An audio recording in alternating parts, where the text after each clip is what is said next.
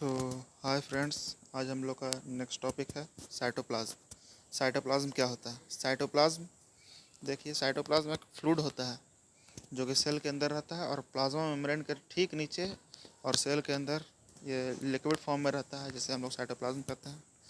ये एक पानी की तरह रहता है जो कि सेल ऑर्गेनल्स को कंट्रोल करता है, सेल ऑर्गेनल्स को कोलाइड होने से बचाता है, एक दूसरे से टकराने से, सेल ऑर्गेनल के एक दूसरे से टकराने से बचाता है साइटोप्लाज्म।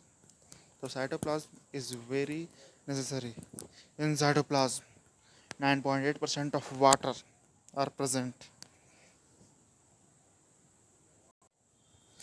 9.8% इसमें वाटर होता है और बाकी सॉल्ट और मिनरल्स होते हैं इसमें। तो साइटोप्लाज्म क्या होता है? Cytoplasm is the fluid present inside the plasma membrane. Plasma membrane के अंदर साइटोप्लाज्म प्रेजेंट रहता है जो कि एक वाटरी सब्सटेंस है।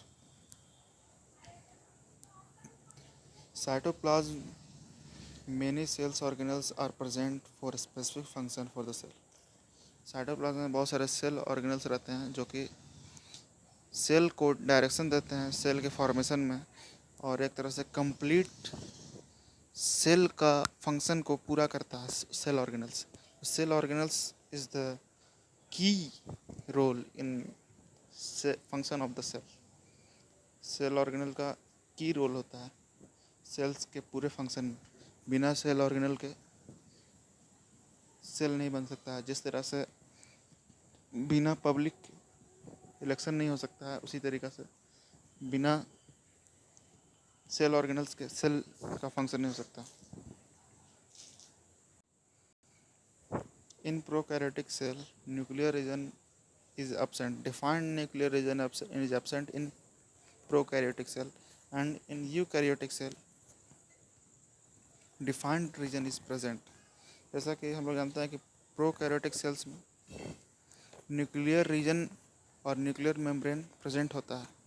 In prokaryotic cell nuclear region and nuclear membrane absent होता है, और in eukaryotic cell nuclear region और न्यूक्लियर मेम्ब्रेन इज प्रेजेंट।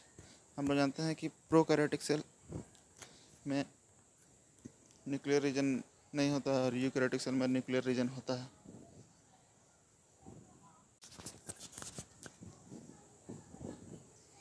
और हम लोग जानेंगे why viruses are not considered as cell.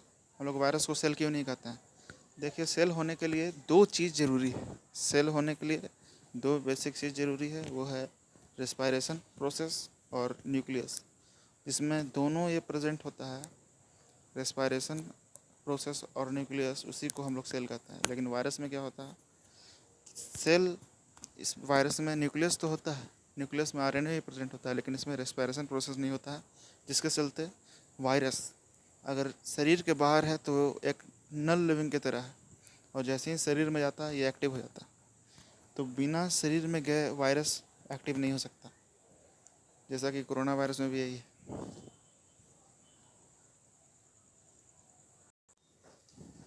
Viruses are composed of protein capsid, and inside it nucleus is present which have RNA in virus.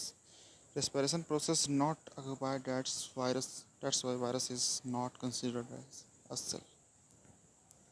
इसमें nucleus तो होता है virus में, लेकिन रेस्पिरेशन प्रोसेस ना होने के कारण इसे हम लोग सेल नहीं कहते हैं।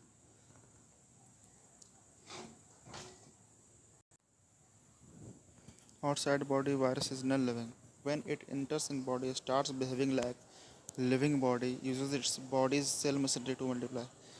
शरीर के बाहर रहता है तो ये नॉन लिविंग रहता है, जैसे ही शरीर के अंदर जाता है तो ये लिविंग बींग्स की तरह एक्टिवेट होने लगता है और शरीर में जाकर अपने आप को मल्टीप्लाई करने लगता है। सेल ऑर्गेनल्स क्या है? In every cells inside the plasma membrane, many bodies are present for a specific function of the cell. These are called cell organelles. Cells के अंदर सेल ऑर्गेनल होता है जो कि सेल्स के स्पेसिफिक फंक्शन के लिए ज़रूरी होता है। इसलिए cell organelles is just like a public in democracy. जैसे हम लोग के चुनाव होते हैं तो उसमें पब्लिक जनता की वोट ज़रूरी होती है, उसी तरीका सेल्स को बनने में सेल ऑर्गेनल्स की ज़रूरत होती है। Many important cell organelles like endoplasmic reticulum, Golgi apparatus, lysosomes, mitochondria and plastids। Endoplasmic reticulum क्या होता है? Endoplasmic reticulum is a large network of cell membrane bound large membrane of endoplasmic reticulum is a large network of membrane bound tubes and sheets। Endoplasmic reticulum एक network membrane of network है। ये network का membrane का एक network होता है और जो ट्यूब की तरह होता है और ये न्यूक्लियस के आसपास प्रेजेंट रहता है। Endoplasmic reticulum of two types. Endoplasmic reticulum दो तरह के होते हैं, स्मूथ एंडोप्लाज्मिक रेटिकुलम और rough endoplasmic reticulum. Rough endoplasmic reticulum का काम क्या है? ये रफ एंडोप्लाज्मिक रेटिकुलम न्यूक्लियस के पास होता है और न्यूक्लियस से जो राइबोसोम बनता है वो राइबोसोम न्यूक्लियस के मेम्ब्रेन्स में जो पोर्स होते हैं उसके थ्रू एंडोप्लाज्मिक रेटिकुलम में आकर चिपक जाता है। वो भी रफ एंडोप्लाज्मिक रेटिकुलम में आकर चिपकता है। इसीलिए यहाँ से जब ये साइटोप्लाज्म में जाता है, रफ एंडोप्लाज्मिक रेटिकुलम से जब साइटोप्लाज्म में जाता है तो वहाँ साइटोप्लाज्म में प्रोटीन का फॉर्मेशन करता है, प्रोटीन मैन्युफैक्चर करता है और ये प्रोटीन मैन्युफैक्चर करने के बाद गोल्जी apparatus को भेज देता है और ये गोल्जी apparatus जहाँ पर सेल्स को रिपेयर करने की ज़रूरत है वहाँ पर रिपेयरिंग के लिए प्रोटीन को भेजता है। तो Golgi apparatus is just like a transport करता है गोल्जी apparatus। जैसा कि हम लोग बताया, जैसा लिखा हुआ है इसमें, इसको पढ़ लीजिएगा।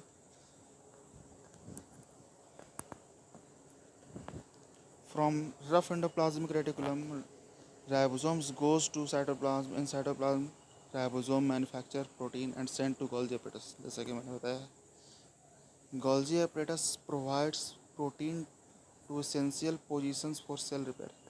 जैसे कि हम लोगों ने बताया कि गोल्जी apparatus सेल रिपेयरिंग में मदद करता है सेल को और प्रोटीन को भेजता है जहाँ ज़रूरत है। Smooth endoplasmic reticulum helps in manufacturing of food molecule, fat molecules or lipids, and this helpful in cell repairing. This process is known as membrane biogenesis।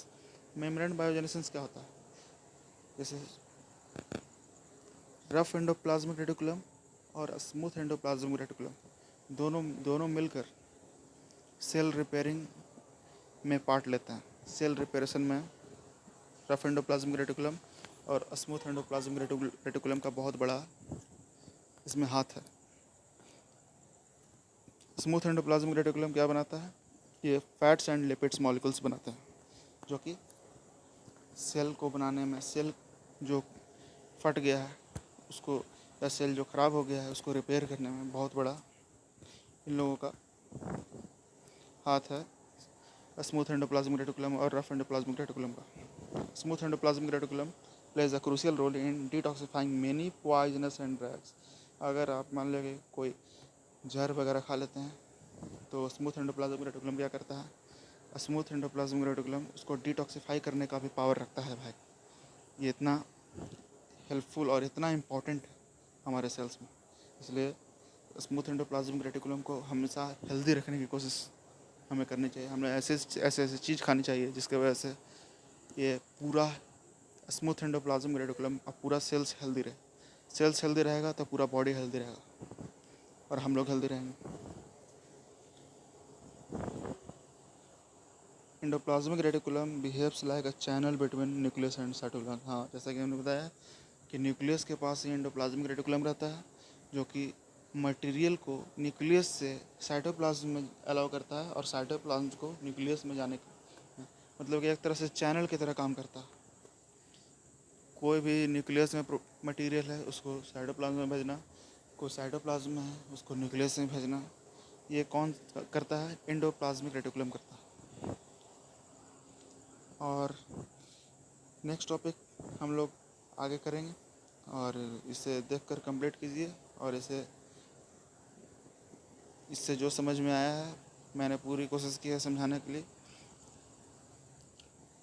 इससे आप लोग को बहुत हेल्प मिलेगा। Thank you. और नेक्स्ट वीडियो आने वाला है, to be continued. Thank you.